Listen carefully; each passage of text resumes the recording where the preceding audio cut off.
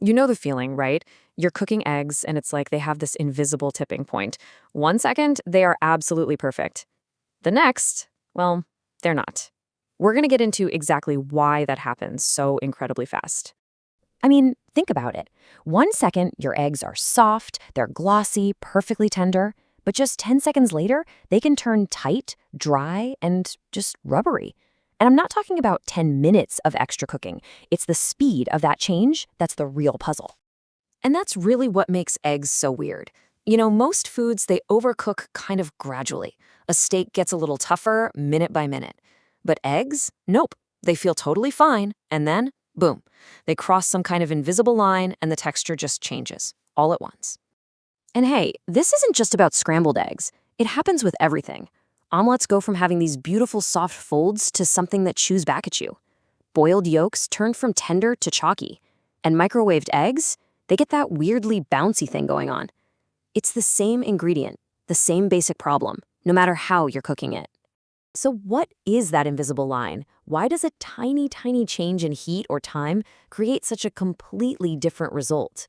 Something very specific and very fast is happening inside that egg. All right, so to really understand what's going on, we need to look past the usual explanations. We need to uncover the real mystery behind that sudden change. Most people will just tell you, oh, the pan was too hot, or you cooked them too long. And yeah, sure, that's part of it, but it's an incomplete answer. It describes what happened, but it doesn't explain why the texture changes with such incredible speed. So here's the crucial thing. The real mystery isn't just that heat ruined the egg. It's why the texture feels like it just falls off a cliff. The real answer has to explain what that heat is doing second by second that causes such a sudden, dramatic transformation. And to understand that, we've got to look at what an egg is actually made of. Because when you're cooking an egg, you're not just heating it up. You are building something. So the whole texture story inside an egg really boils down to two things: water and protein. A raw egg is mostly water, and you've got all these tiny proteins folded up into tight, compact little shapes, just kind of floating around in there.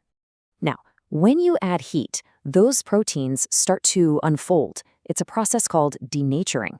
And once they're open, they can link up and bond with each other. This is the magic moment. They start to form a structure, a soft network that traps all that water. See, you're not just boiling water away. You're actually building a delicate, three-dimensional structure. And at first, this is exactly what you want, this gently set network with lots of water cushioned right there between all the protein links. Well, that's what gives perfectly cooked eggs that amazing, soft, creamy, delicate feel we're all chasing. But that's only the first half of the story. Because that network, it doesn't just form and then, call it a day. It keeps going. And this is where everything can go so wrong so fast. It's a process we can call the protein squeeze. And here is the absolute key. The water doesn't just evaporate, it gets forced out. As the proteins keep getting hotter, they keep bonding and pulling closer and closer together. And the network they've built starts to tighten, literally squeezing the water out from between the protein chains. The easiest way to think about it is like a net. When that net is loose, it's holding everything gently. That gives you soft, moist eggs.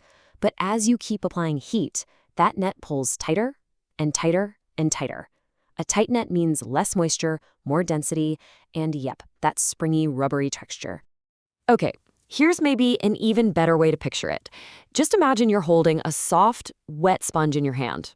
It's light, it's open, it's flexible, it's full of water. This is your perfectly cooked egg, with its gently formed protein network. So what happens when you start to squeeze that sponge, right? The harder you squeeze, the more water comes out, and a denser and firmer that sponge feels. That squeezing action is exactly what's happening on a microscopic level inside your egg as its protein network tightens under the heat. Okay, so we get the science of the protein squeeze now. We know why it happens, but how do we stop it? Let's get practical here. How do you actually cook the perfect egg? Now, the big takeaway here is that the goal isn't simply to cook eggs less.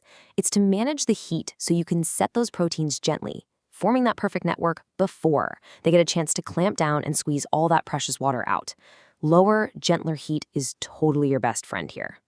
And now for the secret enemy of perfect eggs: carryover cooking. Your eggs do not stop cooking the second you turn off the burner. The pan is still hot, the eggs themselves are still hot, and that leftover residual heat just keeps on tightening that protein network, even on the way to your plate. So, what does that actually look like? Well, if you pull your eggs when they look soft and maybe even a little underdone in the pan, that carryover cooking will finish the job, and they'll be perfect on the plate.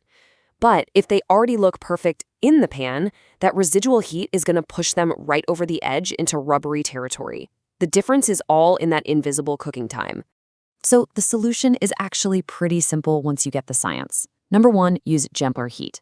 Give yourself more control. Number 2, watch those eggs like a hawk, especially right at the end. And most importantly, have the courage to pull them off the heat a little before they look completely finished. Okay, let's wrap this all up with one final thought that might just change how you feel about your next batch of overcooked eggs. And this is the part I think most people miss. Rubbery eggs, they aren't a sign of some massive failure. In fact, they're the result of cooking that was almost perfect. You did it. You built the protein network. You just let it tighten for a few seconds too long.